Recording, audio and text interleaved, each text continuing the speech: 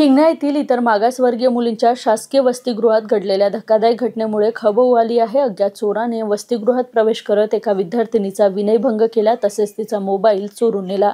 या गंभीर घटनेची चौकशी करून संबंधित वसतिगृहाची वार्डन आणि सुरक्षा रक्षक यांना तत्काळ त्यांच्या कंत्राटी सेवेतून मुक्त करण्यात आले आहे, अशी माहिती इतर मागास बहुजन कल्याण विभागाचे प्रादेशिक उपसंचालक विजय वाकुलकर यांनी दिली आहे। वाकुलकर यांनी प्रसिद्ध पत्रकात स्पष्ट केलं की अशा घटना पुन्हा घडू नयेत यासाठी विभागाकडून सर्व वसतिगृहाच्या सुरक्षिततेचा आढावा घेतला जात आहे आणि आवश्यक ती सर्व उपाययोजना तातडीने राबविण्यात येणार आहे। या घटनेमुळे वसतिगृहातील सुरक्षेचा प्रश्न ऐरणीवर आला असून प्रशासनाची तातडीने झालेली कारवाई कौतुकास्पद मानली जात आहे। पोलीस चौकशी सुरू असून आरोपीचा शोध सुरू आहे।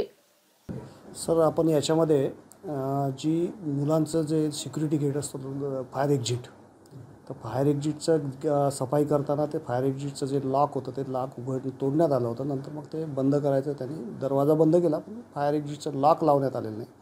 त्या लॉकमधून काही म्हणजे चोर घुसले आणि त्यांनी जे दरवाजा उघडा होता म्हणजे किंवा त्याच्या आतून कडी लावलेली नव्हती, त्या दरवाजामध्ये ते विद्यार्थिनीच्या याच्यामध्ये रूममध्ये घुसले आणि रूममध्ये गेल्यानंतर त्या ठिकाणी नेमकी ती विद्यार्थिनी एकटीच होती, दुसरी तिची मैत्रीण जी बाहेरगावी गेलेली होती।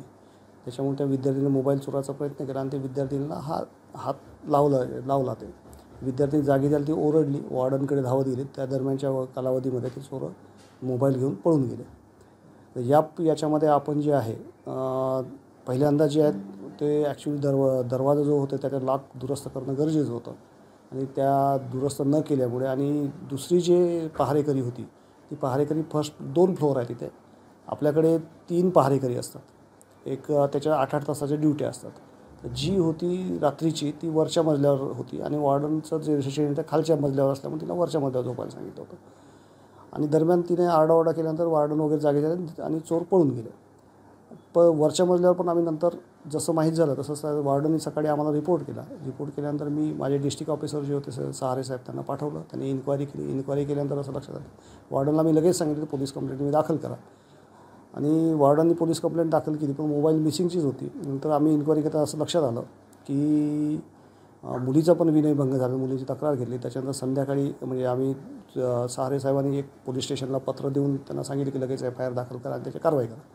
त्या दरम्यान मग मलासुद्धा माझ्या त्या FIR झालेलं नव्हता, मग आम्ही जाऊन मी त्या वसतिगृहाला गेलो, वसतिगृहात मुलींशी भेटलो। आम्ही दोघेही अधिकारी म्हणजे माझे सबऑर्डिनेट ऑफिसर जे डिस्ट्रिक्ट ऑफिसर होते सहारे साहेब आणि मी स्वतः आम्ही पोलीस स्टेशनला जाऊन त्या मुलींना पण जाऊन FIR दर्ज केला। तर मुलींना परत मी हॉस्टेलला सोडून दिलं आणि नंतर पुढे आपण ज्यावेळेस सगळ्या इन्क्वायरीमध्ये हे लक्षात आलं की काही सिक्युरिटी लॅप्सेस आहेत ज्याचे चुका झालेल्या आहेत, त्याबाबत आपण संबंधित जे वॉर्डन आहे त्यांना आपण ते कंत्राटी सेवेवर असल्यामुळे त्यांना आणि जी म्हणजे सिक्युरिटी गार्ड होती तिला आपण बडतर्फ केलं।